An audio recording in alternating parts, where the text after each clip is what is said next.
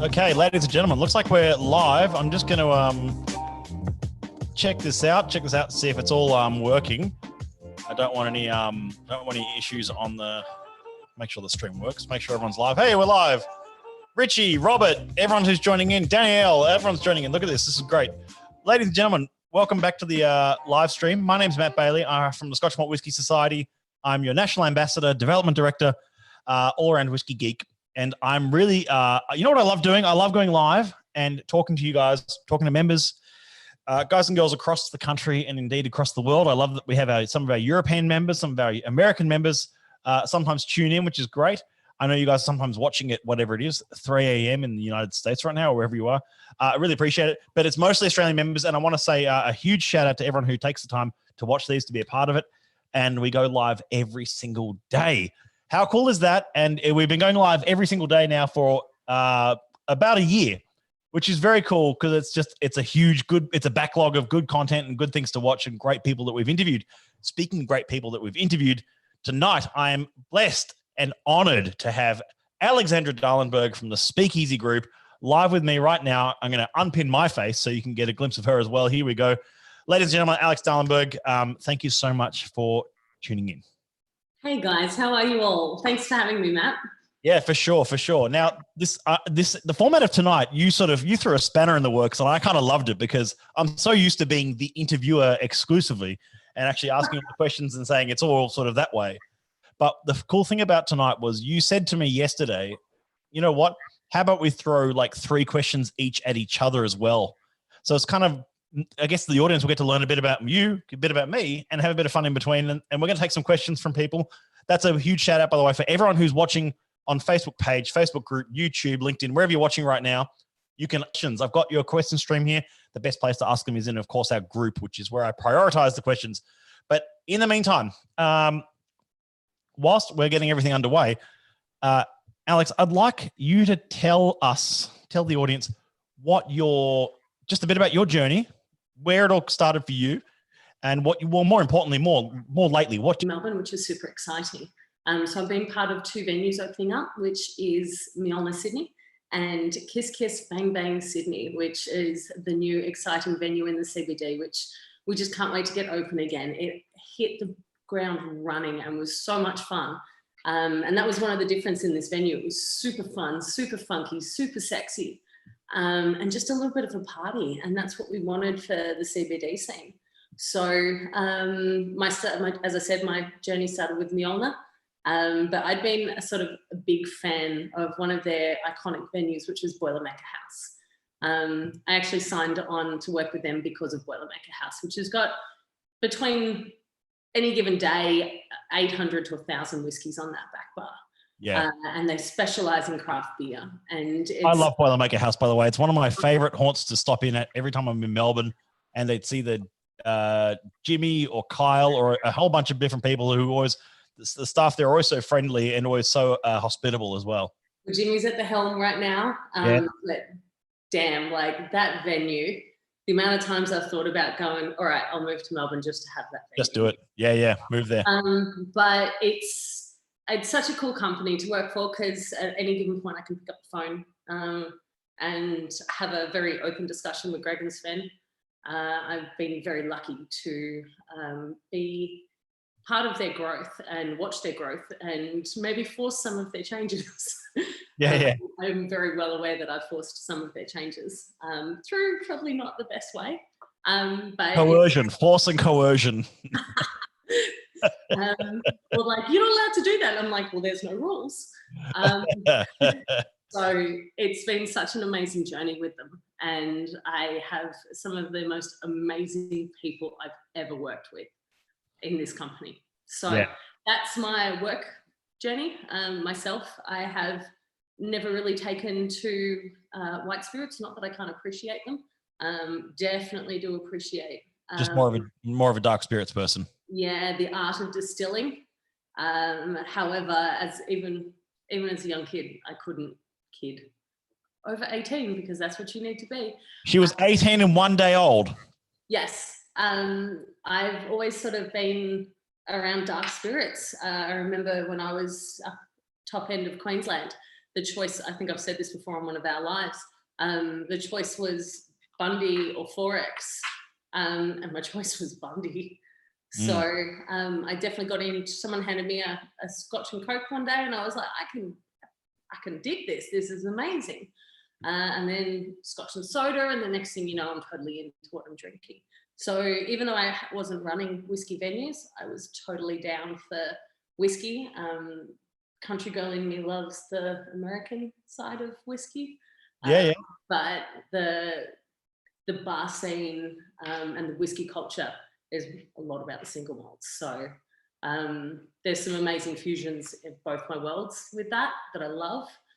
But I've always drank whiskey. It's what I've always drank.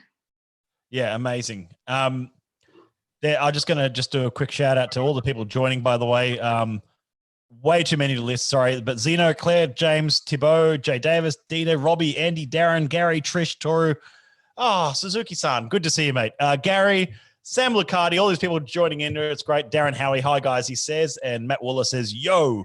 And James Finnegan says, hello, everyone. All these lovely people joining. This is great. Oh, my gosh, we've got so many of my friends in there. Kylie, Lucas, Joy, wow. And James Bunton, I love the hell out of you, man. Yeah, thanks. He says the beard is coming along, bro. I really appreciate it. Yes, it's called an ISO beard. I've been not working on it. I hope the hell he was talking to you, not me. Yeah. James, you better clarify that if you know what I mean. Yeah. So actually, just this wasn't one of the planned questions, but you mentioned how you went through what's about to come now. No. Like you mentioned dark spirits. There's one dark spirit that we don't really talk about that often.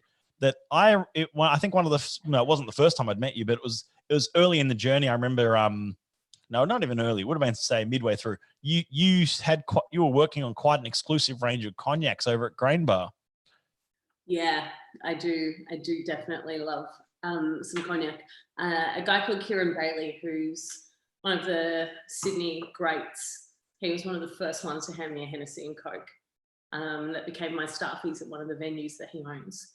While I was there. So I kind of started that love. The price point of cognac compared to a lot of whiskies for an age profile is phenomenal. And I do believe that playing with Armagnac, really. Oh, even more so. An amazing category that, like our venue, Nick and Nora's, in Sydney and about to open in Melbourne as soon as we get through this little dilemma we're having. They definitely have a large cognac and Armagnac range as well as whiskey. So it's one of my favorite places that you can sit out on the balcony, smoke a cigar and have a cognac or Armagnac. I've got to say, actually, if I'm just to talk sort of candidly about the whole Speakeasy group in terms of their venues, I have to be, and I know this might upset you, but my favorite venue for me has to be Nick and Nora's in terms of aesthetic. It's just, I remember going in there for the first time, and it was like the week they opened, and Andy was working behind the bar, and it was fairly quiet actually, because it was like late afternoon. It hadn't quite kicked off yet. And it was like 4:00 or something. And it was like, it was just stunning. Like the sun was just like starting to set across the venue, all the glass and the gold glittering inside it. I was like, yeah, I love underground venues. I love sort of all sorts of venues. But that one for me was just like, click, look at this. Sven was like, this is my first daylight venue. Yeah. It worked daylight and night, but it's just like the daylight was coming through just as I got there. And it was just that, that very, very, very first impression of a venue. Yeah. First moment you walk into one, you'll never get that feeling again. But like when you first walk into a venue, you're like, oh, do you still get that sometimes going to work? I mean, in your capacity, do you still walk into somewhere like Mjolnir and just go, this place is great? You're going to break my heart. I walked into Mjolnir the other day to do a photo shoot with Ross Blaney, William Grant and Broadsheet. William Grant are doing some amazing things, backing people in this crisis, I suppose, with hospitality venues. And they're doing an article that's coming out shortly. So we did a photo shoot at Mjolnir, and walking in there for the first time in a couple of weeks was just almost emotional. But in the day-to-day thick of things, no, I don't have that moment. But Mjolnir has a smell about it that I don't see. I don't register anymore. but definitely going back into that venue, that smell was just, it was there. No, the smell at Mjolnir is just a massive lamb shank. That's the smell of Mjolnir to me. Every time I walk in there, yes. I get that really beefy smell, you know that. But what I totally get a kick out of is when I start new staff members.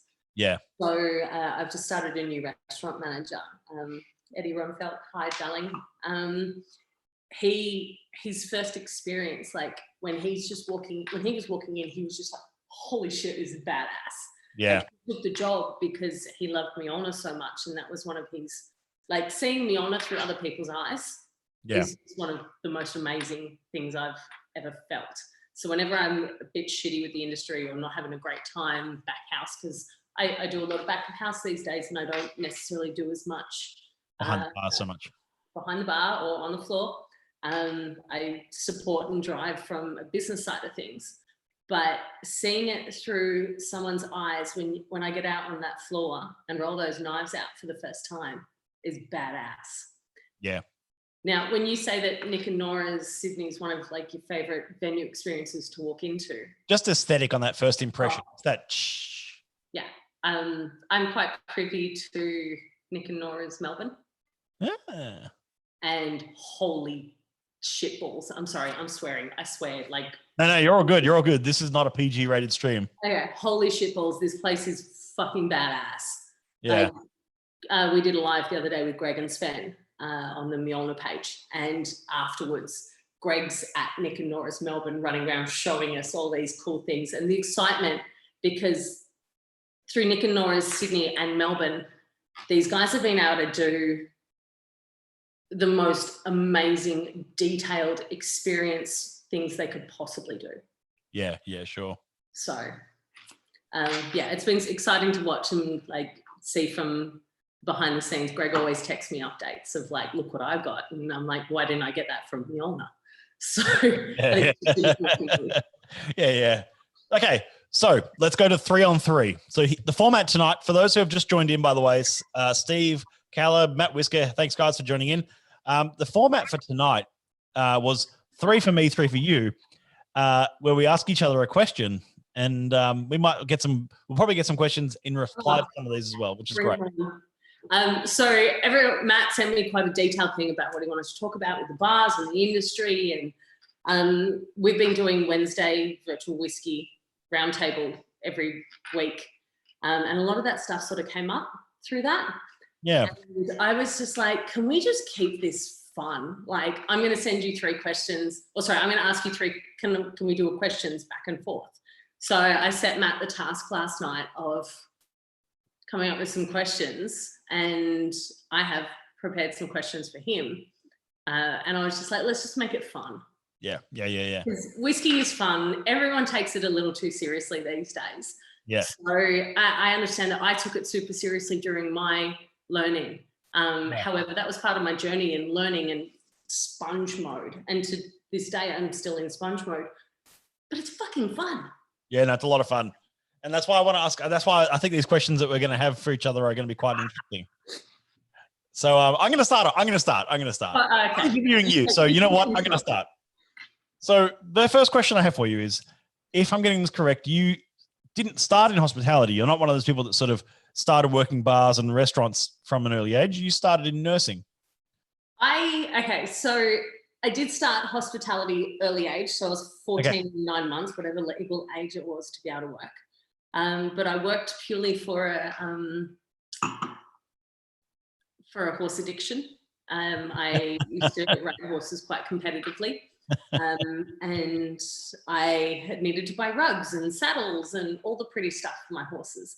So I started like super early, and I was washing dishes. When I finished, you made a move to nursing. I did, yes. But then you came back to hospitality. I did. So my question for you is, while they're not diametrically apart by a mile or anything, what made you make that jump and why? All right. So this is I actually had a moment, and I know this, like, everyone's like, are you sure? No, I actually had a come to Jesus moment. So I was struggling writing an essay for nursing. Right. It was a 3,000 word on pressure wounds and how the skin forms and develops. And I was like, 500 words. Fuck, now I've got to come up with 2,500 words to make this essay limit. And I was working through uni or through my course. And I would sit down at the end of the night. I was working at Terry Hill's Tavern for the Feros Group, post-refurb. It was... I know that tavern. There you go. Okay, yes. Yeah, so I went in post-refurb to Terry Hill's Tavern with my mentor, and one of my best friends in the whole wide world is Steve Quinlan. He was responsible for building a lot of venues with Solotel. So he had 26 licenses in 27 years and basically built up, he opened Opera Bar. Yeah, right. So he's my forever mentor, best friend. But when he left the Stain Hotel, which is where I sort of made my money and learned bartending and I'm going to say crisis management, but let's just say venue operation. That's one word for it.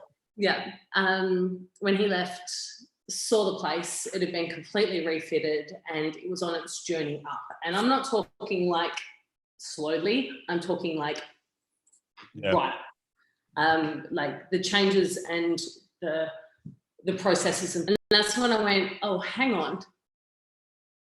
Yeah, that's sort of, yeah, okay, I see where you come from with that, yeah. And that was my moment. And that's when I was like, shit, I might love this. Yeah. And I had teams that had followed me from venue to venue and followed me from the Stain Hotel to Terry Hills. Sure. And every night we'd finish in a family and every night they'd just go above and beyond. And we ended up to such a family. And I didn't find that family in nursing. I found the adrenaline. And to this day, like today, I've been watching Ambulance Australia, like download things. But for me, it was just, I could paint a picture and write everything I did about the night because I loved it so much. Yeah, awesome. Okay, you got one for me. All right, hang on. Let me just mate. For those who've just been joining, by the way, that's Chris Cornell, Justine Milsom, Joey Santon, Dula, Ivan, Andrew. Good to see you all. Go for it. So I have quite a few hashtags. Whiskey took me here. Hashtag I cried. And I'm very much about the moment, being in the moment. So I've had some of the most magical fucking moments through whiskey in my life. So I'm going to ask you, what was your favorite whiskey moment and describe it?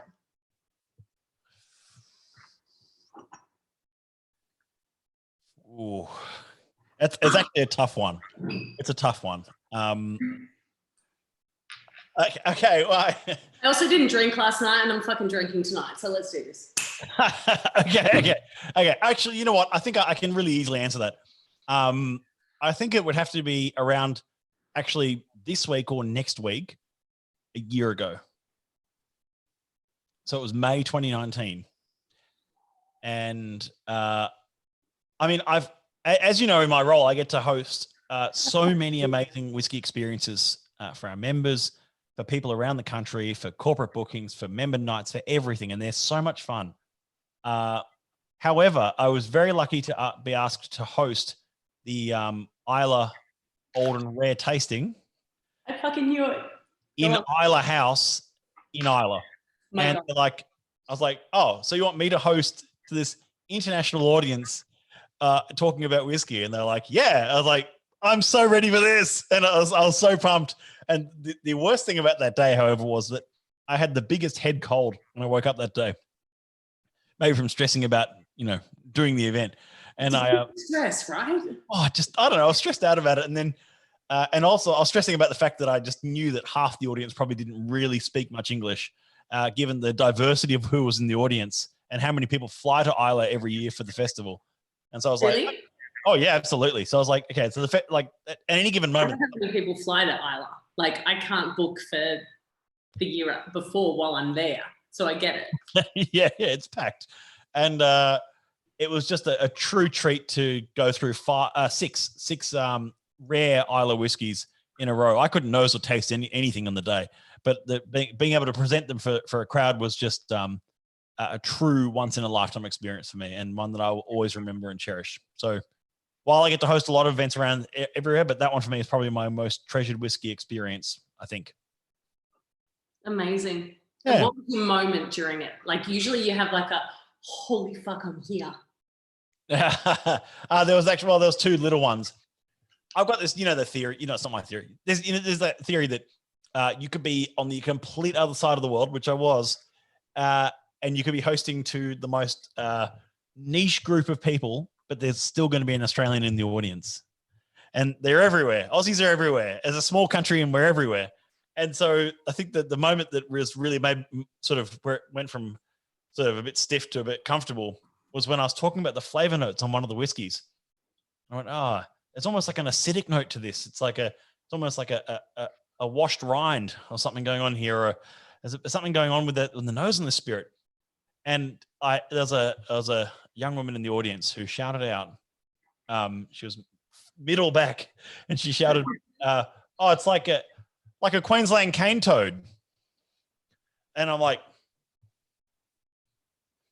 who are you? These are my people. And there's these two women in the middle of the audience who are from Townsville, I think, and they're just like, oh Queensland represent. And I'm like, hell yes. And I said, go the Blues. No, I didn't. But it was still like, no. But anyway, that's it was cool. Like there was sort of Europeans and Japanese travelers who were at this event, but there's just these two Aussie girls in the middle. That was great. It's an amazing moment. Vault's Dinner, Robert says. Vault's Dinner is actually right up there, Robert, for me last year as well. That was September last year. That was the oldest and rarest tastings we've ever done in Australia. That was good fun. And Andrew Harissa says, Matt, are you planning to shave when all this is over? I don't know. Beard, you need to keep it. Yeah, I might hold on to this and grow it out a bit further. I don't know. I haven't really thought that far ahead, Andrew, but you know what? I might. I think you need to keep it. Okay, I've got to vote for keep. Maybe I'll make a poll. Okay, so your turn. Go for it. No, I just did. That was my question. Oh, that was yours. Oh, I'm getting ahead of myself. Okay, I got to ask you one. Here we go. Now, yeah, do it. I consider you to be like a farm girl living in town. Sometimes you can speak about like farming. You can speak about grain varietals and things like that in spirit, more so than most people do. Do we need a background for anyone that's not knowledgeable of my family history? That's it. That's okay. Well, they can ask. Okay. So I feel like you would be equally comfortable living in the city as you would be in the country. Whereas I know lots of people who are very much city slickers and lots of people who are very much have to live in the country kind of thing. And they're like, I'd never live in the city or vice versa. How appealing is it the idea for you of being sort of in the middle of a field of barley with your own still one day? And what does that look like? P.S. I need to give you guys a little bit of like insight. Like Matt's hit me directly in the fucking heart. Like I'm talking, he's taken a blade, a Mjolnir knife, pulled it out of its fucking. It's sad. I don't have to ask this one. Stabbed it through my heart right now. It is the most appealing thing I have ever come across in my life. I actually, in between Grainbar and Mjolnir, packed up Sydney, and I was done. I went home to my dad, and I spent the longest time. So, background: Dad's a harvester and farmer. I have grown up on and off across New South Wales and Victoria.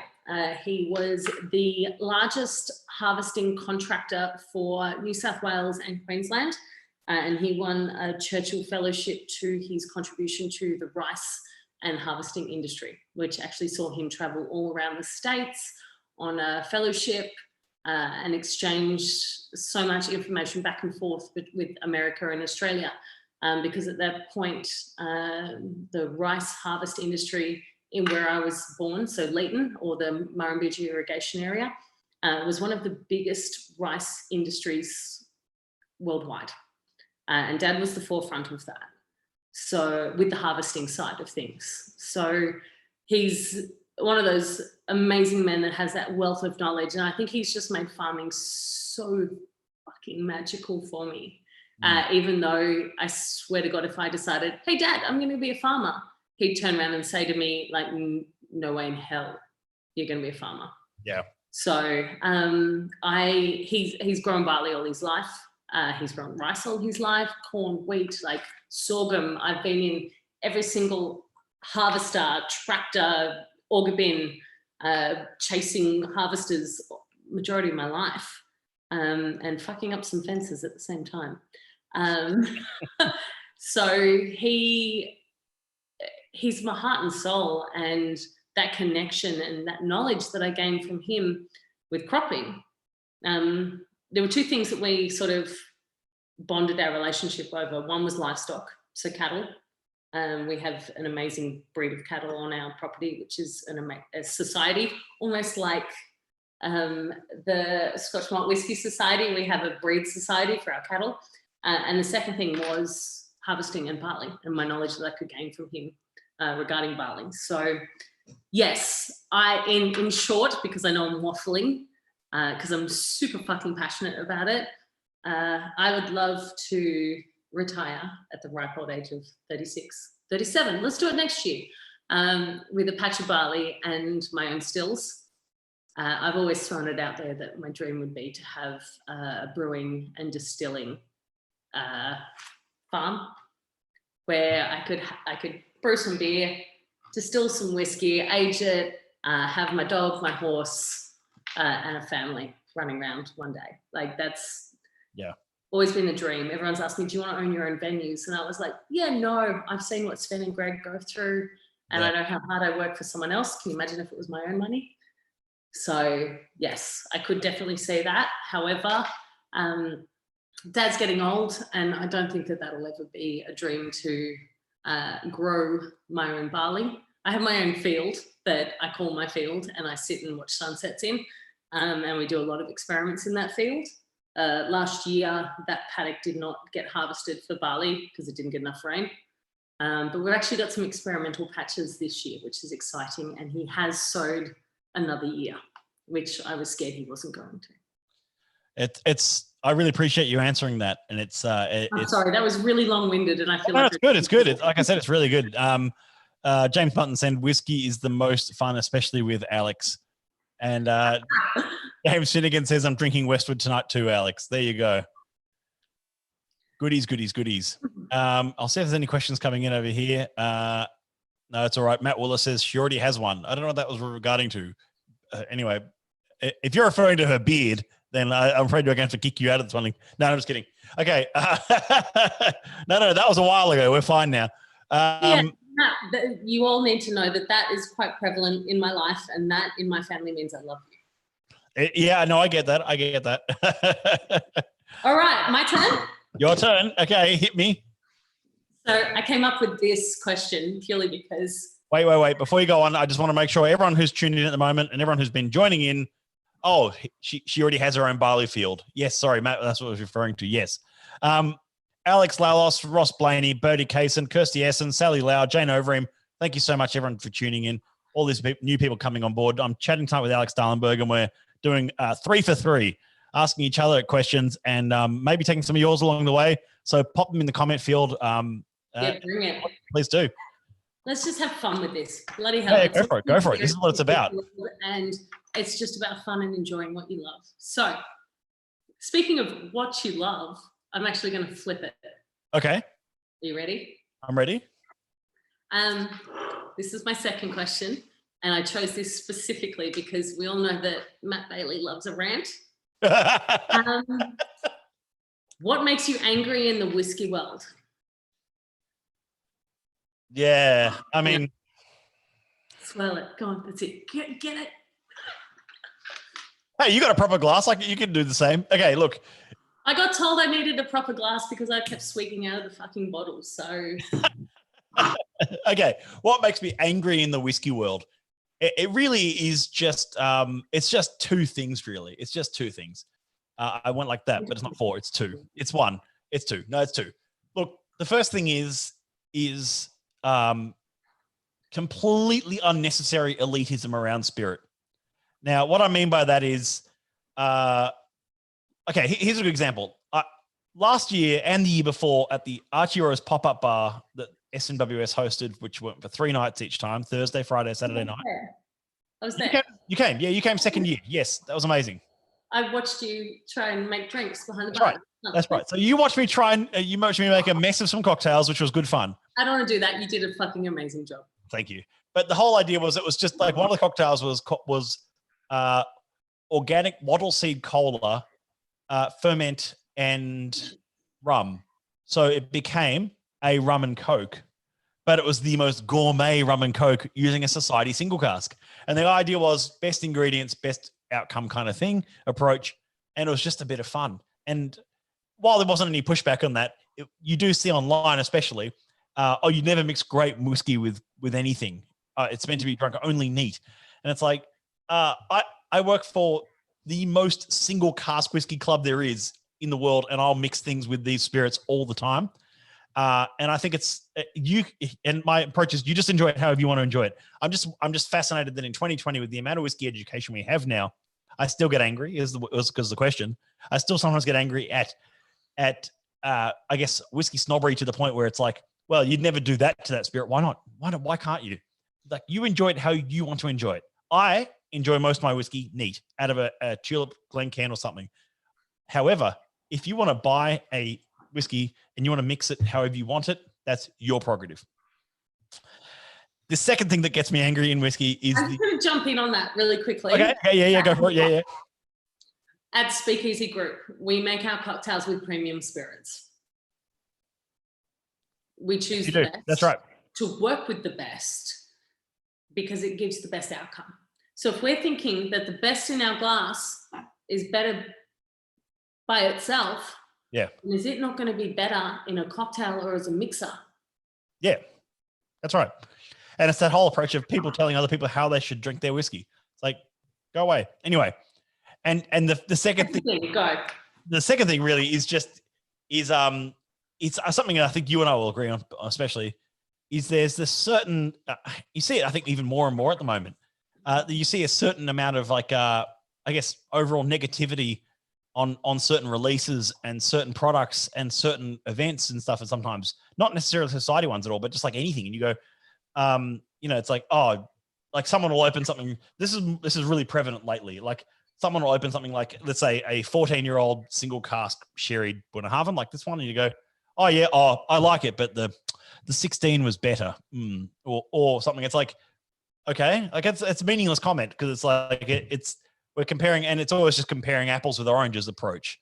And anyway, the third one would be flippers. The third thing that enrages me a little bit of flippers. Flippers? People who buy only so they can flip it later on secondary market. I mean, I've got no problem with whiskey collectors because I'm a whiskey collector myself. But at the same time, I'm just sitting there thinking like the flipper movies, like. Oh no! I differentiate between whiskey collectors and whiskey flippers. I buy to collect sometimes, I do, but I just I don't buy with the intention of reselling so I can flip it for $1 more than I bought it for. I think that's a bit silly. But again, hang on, I've got a bottle that I'm sitting on right now that could potentially be 3/4 of a way to a house deposit. Well, I mean, that would be silly not to sell. Right. So are you hating on me, Matt? I get it. Oh. Jane Overeem says, my mum loves an Overeem with Coke. What's wrong with that? Exactly, Jane. And Andrew Harris asks, define premium. Andrew, I say if I get all sorts of flack if I mix any of the society single casks with anything. I was mixing a 29.128, I think the code was on it. It was a 28-year-old whiskey from a distillery in Islay called Laff something. And it's a 28-year-old single cask, and I was mixing it. I was using it in mixing. Getting some signals here from Alex. But that's exactly, it's that's why I've got, and that's why you can do that. And it's like, that's a very premium whiskey. And anyway, that's what I'm saying. If someone hands you a whiskey and they're saying, oh, you got to try this, and it's like it's from their personal stash, then taste it neat as they want you to. But if it's your bottle, you do what you like with it. Anyway, Robert asks, why did you buy that bottle, Alex, then? Which bottle? The one that's almost a house deposit.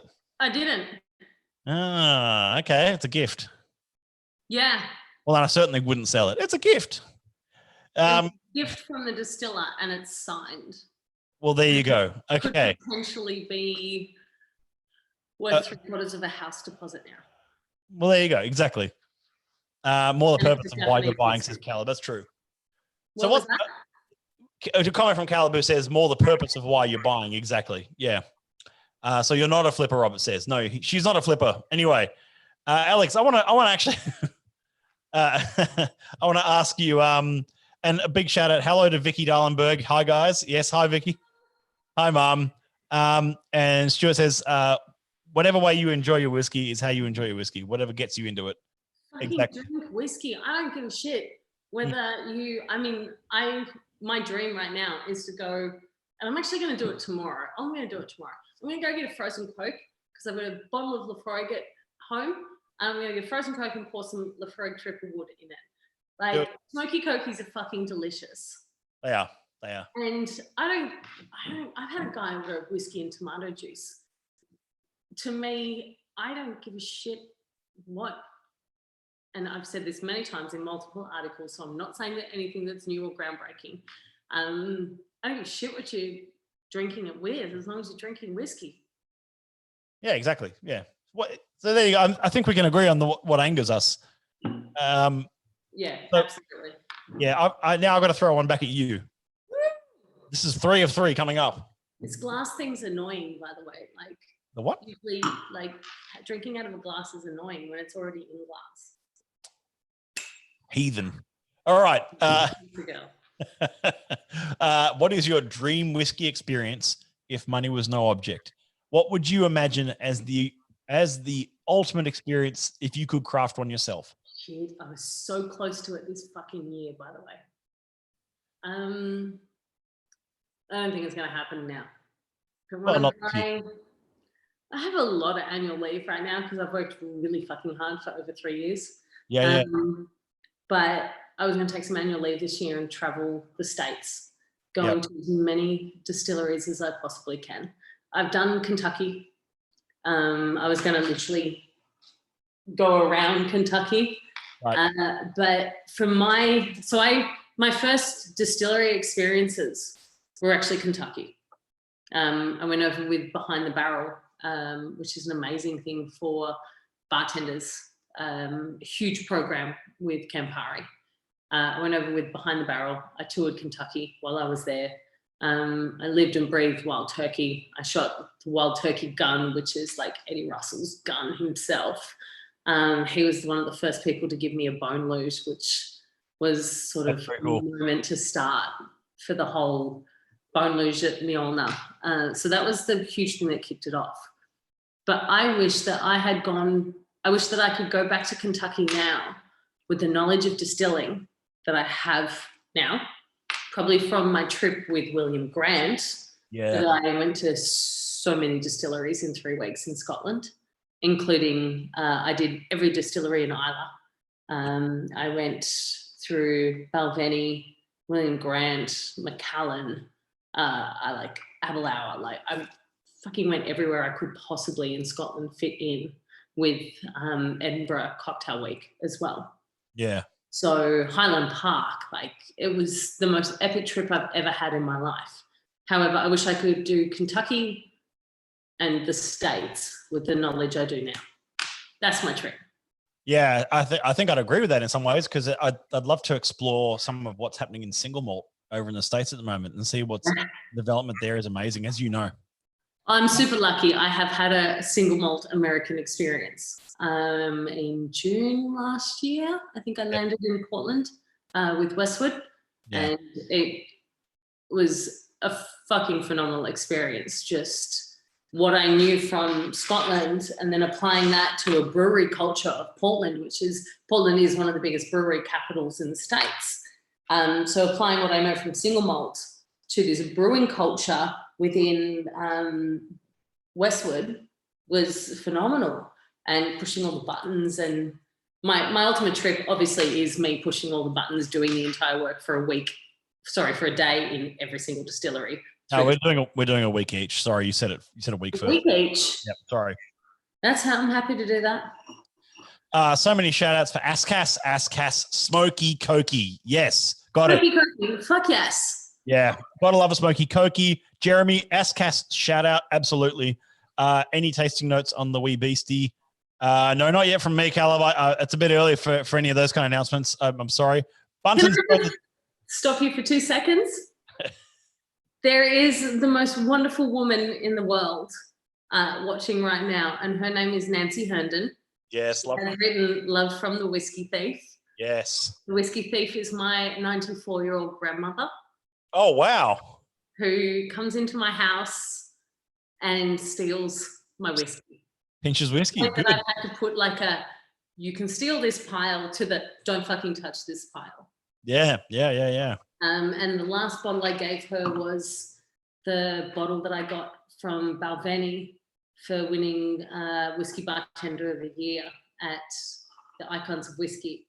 I gave her my 21-year-old. I know, you're fucking awesome. We got all the icons up on the wall. Come on. So I gave her that bottle for Christmas, and she's like, this is too expensive. And I'm like, just fucking drink it. You're 94. Like, you deserve good whiskey. Drink it. Yeah.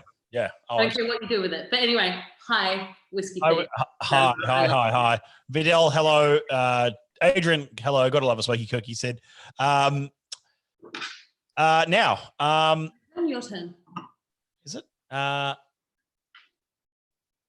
Yeah, so it's a no. I asked you what your experience was if the money was an object, so it's actually your turn. Yeah, you have one more for it, I think. Yeah. Ooh, which one do I go? Because I prepared so many. No. Go the third one. Whatever third one was on your list. Oh no, but I want to put you on the spot, Matt. Like you talk to everyone every week, and I feel like no one gets like Matt. So I'm going to double down.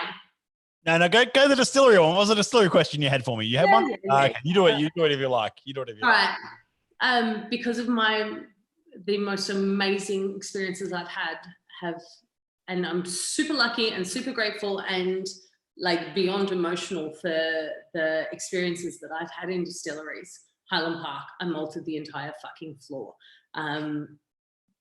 Westwood, I got to do an entire day with a distiller. So I'm going to ask you, if you could choose to work in a distillery for a day, anywhere in the world, which one would it be? Can I name two? No, one. Pick one.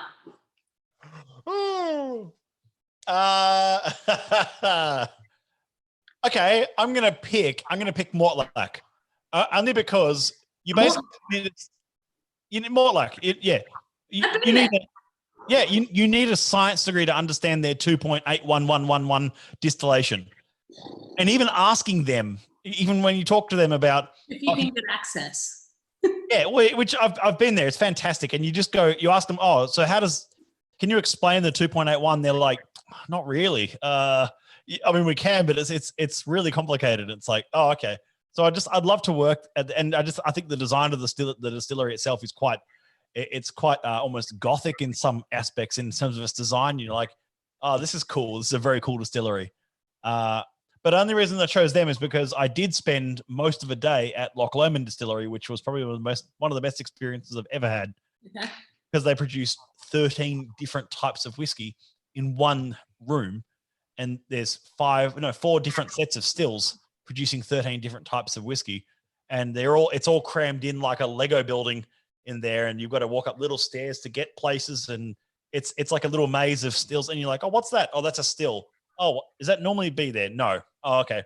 And it's just a mental house. It's fantastic. And the diversity of spirit they do there is, but otherwise, one I've never really had much experience with would be Mortlach, and I'd love to work there. Where would be, if you had one distillery you had to work at, where would that be? If you wanted to. I've been so lucky. Like, holy shit, I've been so like ridiculously lucky. Yeah.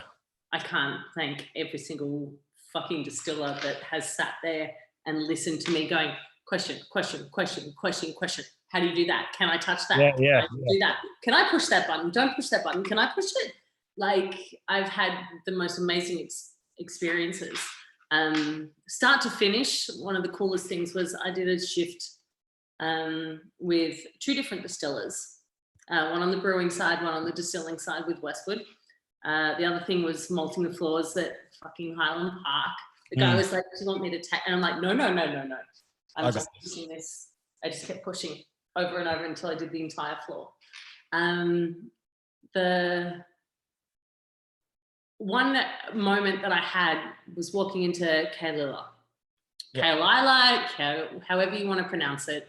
Kalila. I say Kalila. Kalila, that's how I say it. Walking into there, and we were in between like tours. We hadn't booked a tour. However, this guy we had driven all the way down, and this is Ben Abraham, and he's from the Good Times Only group in Wollongong, which are the most coolest, passionate group of fucking people I've ever met about whiskey. They're super awesome.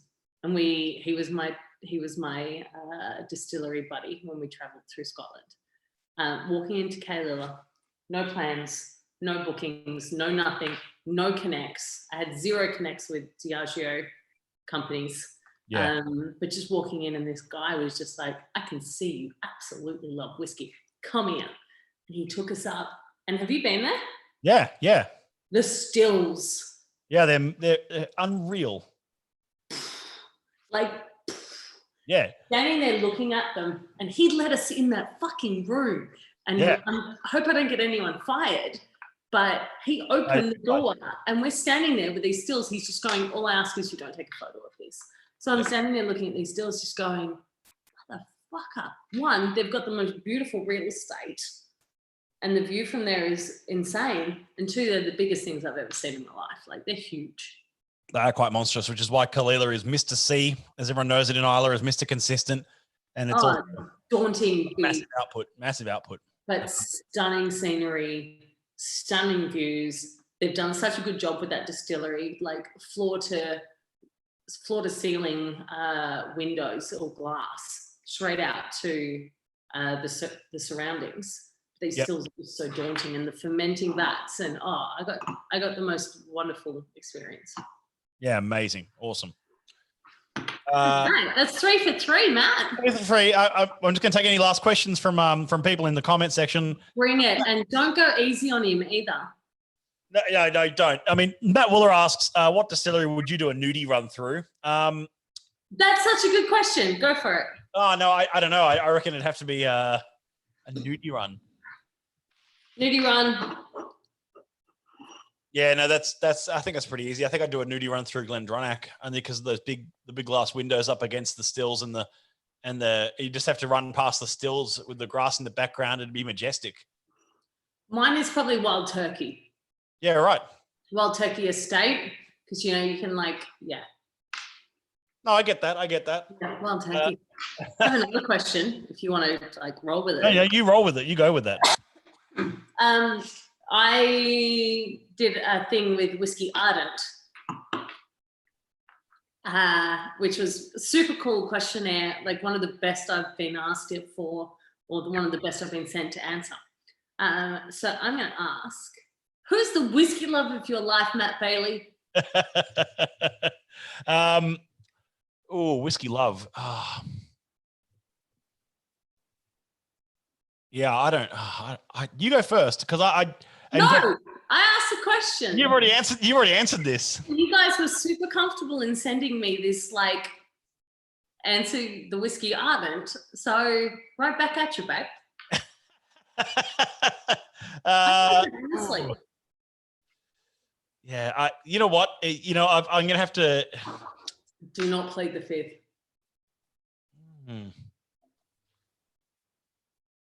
You know what? This is a really cheesy. It's not even a thing. It's like, who do you crush on? I said last night that I crushed on Jane Overeem. Like, holy hell, I would fangirl the hell out of her. Okay. Okay. For me then. Simplify it for you. Like, you were taking it too literally then. No. I was sort of going between sort of like experience and time and place and person kind of in my brain. And I was just thinking, if I had a sort of a whiskey crush, it would have to be, I mean, dead or alive, or like, are we, okay. This sounds really corny and I don't mean it to, but I'm still kind of bummed that I never got to properly meet Norman Case. Okay. And I think for me, that's kind of like a whiskey crush, if you like. This guy he's kind of one of the key figures, if not the key figure, of why single malt whiskey exists in Australia today. Okay. And it's like I've met his son, and I've met and people like that, but I've not met anyone. I never got a chance to meet Norman in person, which was a real bummer. And there you go. That'd be my answer, I think. And Perfect. my other answer, and I hope he's not. I hope he's not watching. But big shout out, of course. My other whiskey love is my other whiskey love, which of course is Andrew Durbidge. Because Andrew, I love you, mate, and you are a huge part of where I am today. Thank you so much. Oh man, I have so much time and respect for him. He's a juggernaut. He's great. Missed a few opportunities to hang out with him this year because of work commitments, but I would heartbeat drop to hang out with him again. Him and Franz Schur, like Franz as well. Yeah, absolutely. Franz, I have last year. Yeah, thank for my career. Yeah, Franz is fantastic. All right, who's your favorite whiskey author? Favorite author? Favorite whiskey author. There's so many. I mean, there's so many good authors, but I'm going to have to go with. It'd be a toss-up between. No, I'm going to go for a toss-up between. I'm watching you calculate this. This is hilarious. Martine Nuet, and I love her writing, and I also I'm going to go with Michael Jackson, only because his writing is prolific, and I know he's passed away, but his writings and development in beer and whiskey were really something else. I can't really say Pip Hills because he's not my favorite writer, but he's certainly an eccentric to read. But I'm going to go with those two. How about you? What was one of your favorite? Ian Buxton. A big shout out to Ian Buxton. Sorry, yes. Dominic Roscoe. Okay, Dominic. Yeah, lovely bloke. Yes, that's awesome. Dominic and I were on a trip together. Yes. Which is where I met him. And if you want to sit down with someone and have them tell you 10 things that you don't know. Yep. And that groundbreaking, Dominic. Yeah. Yeah. Dave Broom. So Dominic Roscoe and Dave Broom are my two favorites. I'm very lucky to have met Dave Broom a few times. DHR or Daniel Hutchins Reid brought him into my venue with a couple of other amazing whiskey people, Charles McLean and Alex. Bruce, that's it. There you go. So sorry, Alex. The three of them walked into my venue that one day and I lost my shit. Yeah, total legend. I remembers that day going like, "Did you cry? I heard swearing," and I was like, "No, I was crying," and there was swearing. But meeting Dave twice now, Dominic once. Dominic and I talk quite regularly.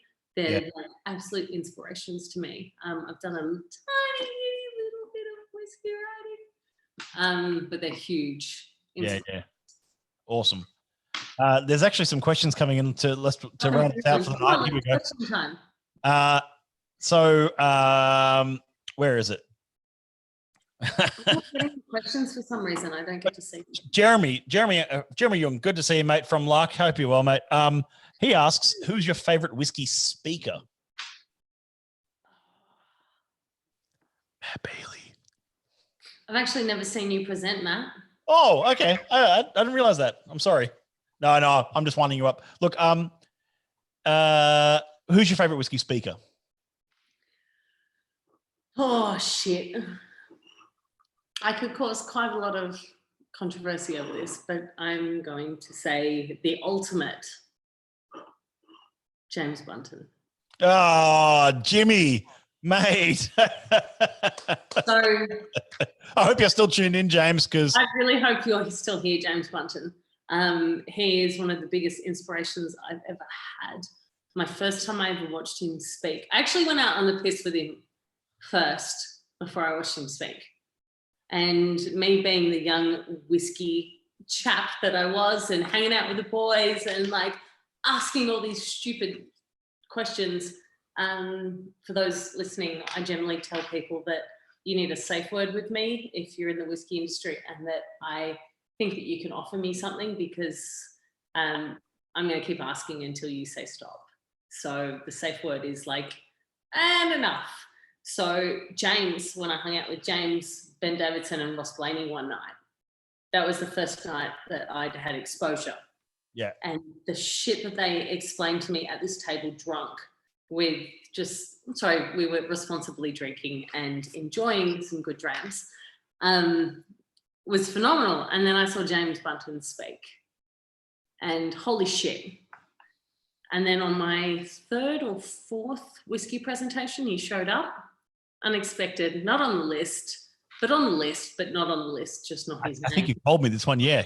He just showed up, and you sort of rooted him. I said, get the fuck out. I actually, to his face, said, get the fuck out.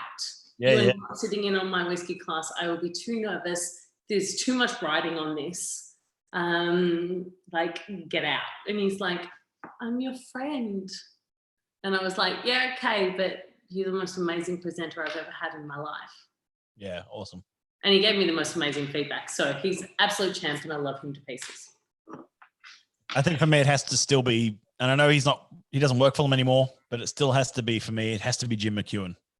And I don't know. I love learning things at whiskey tastings, and I love the education of it all, but the entertainment aspect also has to have a front seat, and it has to be something that a memorable evening that you'll never forget. And for me, some of those have been Jim standing on tables at the Royal Automobile Club, and I haven't seen that. Yeah, he did it, and I can't remember what it was. It was an ode to Highland Ode or something, and it was a poem that needed to be a King's Ode or something. That look, I'm going to get it wrong, and someone can correct me. And where you have to stand on a table to shout it out, and the audience join along, and everyone stands on their chairs as well on the tables and stuff. And it's I had the Royal Automobile staff looking over like, you can't do this, and it's just like the venue's just erupting, and it's just like, this is amazing. And it was a true moment of celebration in the room. And of course, we were drinking Bruichladdich and stories of Heidi Klum in a spa and all sorts of madness throughout the night. And it's like, amazing. No, it's mental. Were you at Keepers of the Quake? First one or second one? The Australian one last year. No, I went to the one like 3 years ago. Last year, James Bunton, hands down, he hosted the fucking thing. Yeah, you would have nailed it, Bunton. His haggis toast had me in tears. Yeah. So yeah. That about wraps it up, folks. We've had some awesome questions. Let's finish it. Thank you so much, everyone, for all the great questions. Bunton says honoured, so he's honoured for you to say that. And Matt Willis says he does that in regards to Jim McEwen. And Jane Overham says, agreed. Jim McEwen, we stood on tables singing "I Would Walk 500 Miles." That would absolutely rip, Jane. I'm going to start a Keepers of the Quake campaign for James Bunton. Hey, well deserved. What happened? Thank you, everyone, so much for all the great questions. We've clocked in more than an hour of good chat, and I appreciate it from everyone. Thank you to Emily, Jane, Ali. We're just wrapping up, but I'll see you all soon. Tomorrow night, of course, is the Friday night members Q&A. Friday drinks. Everyone can join in. I have to cut her camera now. Sorry. Yeah. No, no, it's Friday night Q&A.